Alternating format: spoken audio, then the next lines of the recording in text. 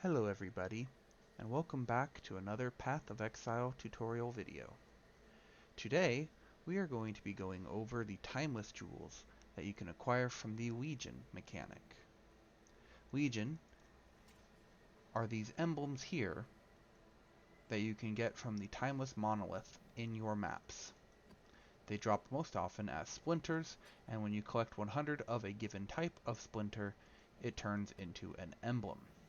These emblems and splinters can be re-rolled using the harvest mechanic and the primal crystallized life force in order to get the type of timeless jewel or timeless emblem that you want. Putting multiple of these emblems in your map device will open up a portal like so. The more of them that you put in, with the minimum being 2, the more types of enemies and the number of rewards that you can get from doing a timeless encounter. Now, it is worth noting that these encounters are primarily used in order to level characters through services such as through TFT or private groups running their own headhunter groups to quickly do timeless encounters. The rewards from these encounters can be varied currency, loot, and of course the upgraded timeless emblems, which give better rewards themselves, but that is not what we are here to discuss. Today, we are going to be going over a specific timeless jewel, notably the Elegant Hubris timeless jewel. This jewel, like all timeless jewels, can roll in a range. This one in particular can roll between 2,000 and 160,000. Meaning that there are over 150,000 different types of Elegant Hubris timeless jewels. These jewels are put into jewel sockets on your tree, at which point they affect all nearby passives in the large radius around them, as you can see here. Like other jewels, these jewels can be volled in order to corrupt them and occasionally get implicit modifiers. However, I do not necessarily recommend that. The timeless jewel in question, the Elegant Hubris, overrides all of the passives in range. The small passives, such as these, are converted to Price of Glory, which do not give any attributes or stats whatsoever. But, in exchange for that, all of the notables have their effects changed into very powerful ones. This particular timeless jewel, which you can see here, is set to Caspiro, which changes the keystones within radius to be Supreme Ostentation.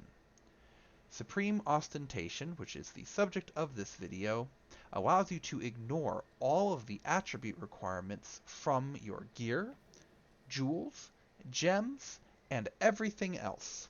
So, items such as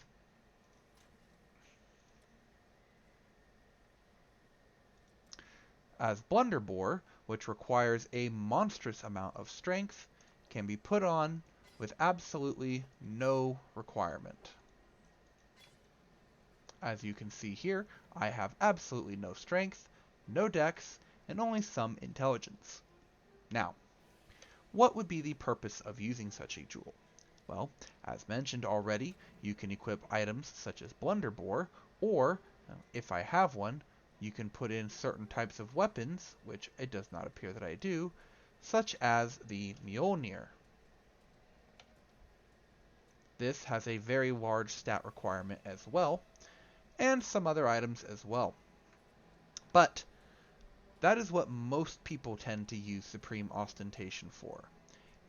I use it a little bit differently, particularly on builds that are heavily invested in strength, such as the Marauder, and the Templar, and occasionally the Duelist.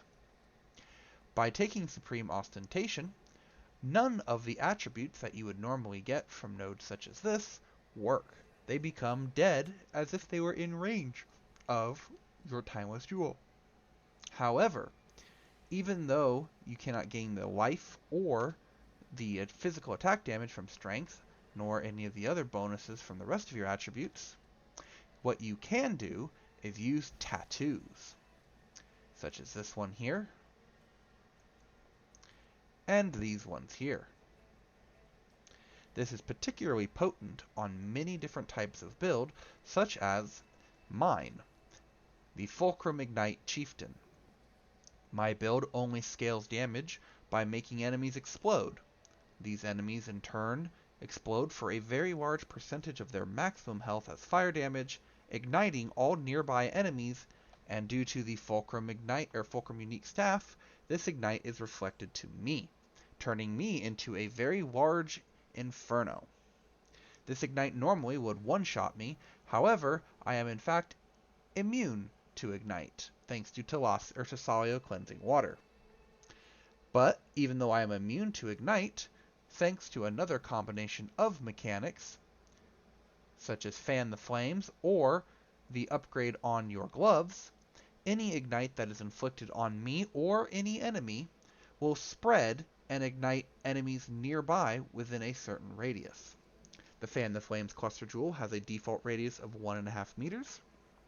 The Ignite Proliferation Jewel that you could socket into certain items has a much higher radius, however, it should not, and I have not proven this, but it should not work with the Reflected Ignite from Fulcrum.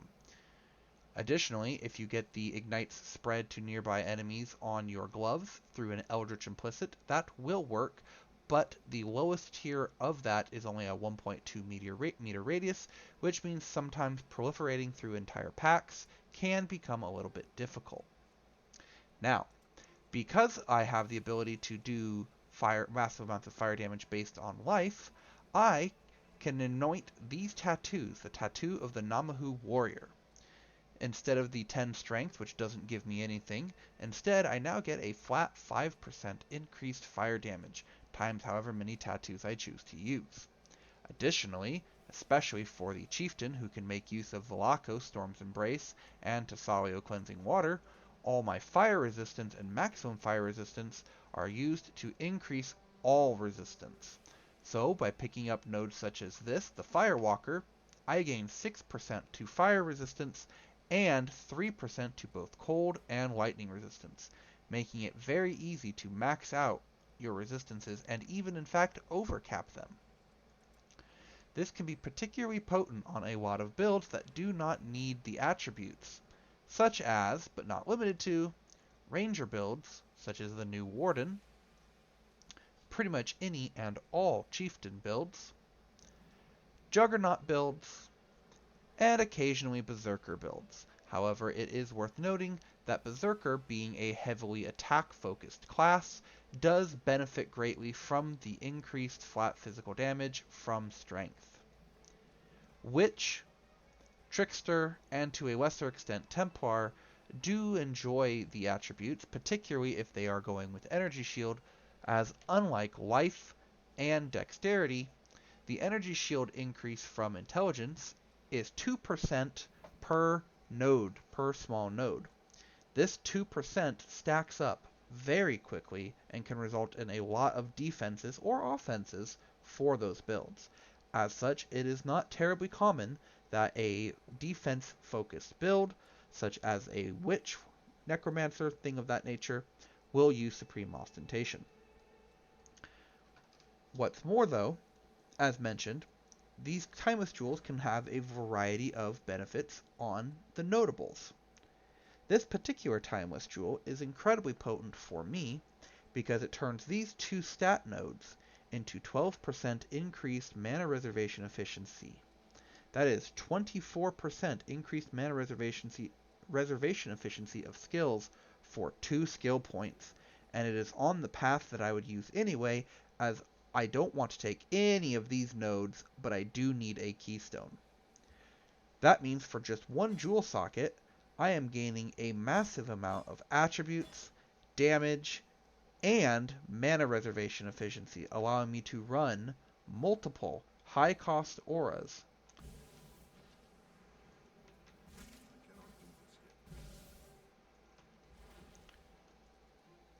This level of mana reservation efficiency is rather difficult to gain without picking up things such as Sovereignty, This whole cluster here gives only 28% increased mana reservation efficiency, but requires at minimum 4 skill points to get. Or, over here, you can get a nice 24% by grabbing the Charisma and Reservation Efficiency node, requiring only 3 points for this wheel. However, you only really have access to this area if you are, of course, a Ranger start or a Shadow start. If you are a Chieftain or any of these on the left-hand side of the tree, you're kinda out of luck for picking up this. Duelists can occasionally path to it, although oftentimes they will just simply come down here and pick up these two nodes, which are only 20% increased mana reservation efficiency. Chieftains have to make do with the much weaker 8% efficiency here, and the much stronger but costly in terms of skill points 28% efficiency up here. But even these two sets combined are not as efficient as merely picking up just 2 spots on your tree for 2 skill points. Now, if you are a build that does particularly like to have notables, for example, this armor one here, if you can get another 12% on this notable, you could spend 3 more points for another 12% and then pick up your mastery, negating the need to pick it up somewhere else. But that is a niche case and not for everyone. So, going back to tattoos.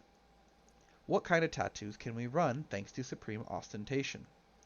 Well, as mentioned in my build, I have the Namahu Warrior, which gets 5% fire damage for each tattoo. In total, I believe I am running something like 15 of those for 75% increased fire damage. This is the equivalent of having multiple fire damage nodes on your tree. Every 3 tattoos being equal to 1 of these, and 2 tattoos for the regular. What's more, I also have this fire resistance, but there is another trick which I am not currently employing, however I will be employing soon. I can put a special jewel in this socket right here, which is currently being used by something else. This jewel will grant me a chance to block attack damage or other things, depending on which jewel I put in, for all nodes within range that contain either all elemental resistance or fire elemental resistance, such as this one here. It has a fairly large radius, so if you take all of your strength nodes and put tattoos on them for fire resistance, you will not only gain the 6% to fire res, but also the chance to block attack damage, or again, whatever one that you choose to put in there, if you choose to be over in the dex tree and do dexterity, or the intelligence tree for intelligence. This can be an incredibly potent way to scale stats that are otherwise not terribly easy or efficient to get through other means. As mentioned, I am using a staff, which has a 25% chance to block attack damage. However, it is very costly and inefficient for me to get attack block anywhere else in my tree, as I need the skill points for all of my defensive layers, and to get other things such as the life nodes. However, again, as mentioned, thanks to the tattoos that I can use freely thanks to Supreme Ostentation, I can now gain up to 50% attack block in my build on top of the attack block I'm already getting from the staff. This can make it very easy to be block capped or pseudo blocked capped. Builds that can take advantage of this very efficiently are builds that want to scale resistances, but also are using shields such as Fallen, so Juggernauts being a prime candidate, or if you're playing the Duelist, you can play the Gladiator class, and then use the Gladiator, path up to here, grab these nodes, and have maxed block cap with just these nodes, and possibly one wheel. But you don't even necessarily need the wheel in order to be max attack block cap.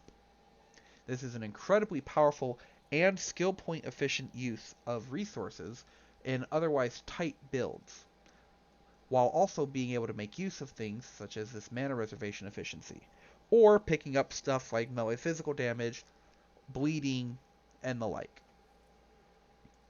Hopefully you guys have learned a fair bit today about the powers of Supreme Ostentation, and are willing to look into the powers of other cluster jewel or timeless jewels I will be doing separate videos on each of the different timeless jewels as I have builds that entertain or that make use of them. Currently, this build is using the Elegant Hubris, as is one of my other builds, but in the future I will be making use of some of the other timeless jewels, such as the Brutal one. I don't believe at the moment that I actually have any of these other timeless jewels. Oh, I do. I have Brutal Restraint, and that is it. But I won't cover these until I actually have builds up and running that are making use of them. Otherwise, I will see you guys in the next one, where we're going to go over the current league mechanic, which is King's March, and how to get gold very quickly and very efficiently for a newer player. No super expensive 2 divine investment tier 17 maps, just something simple and easy that can also make you a fair bit of money at the same time. Hint, you probably already know what it is. See you guys next time.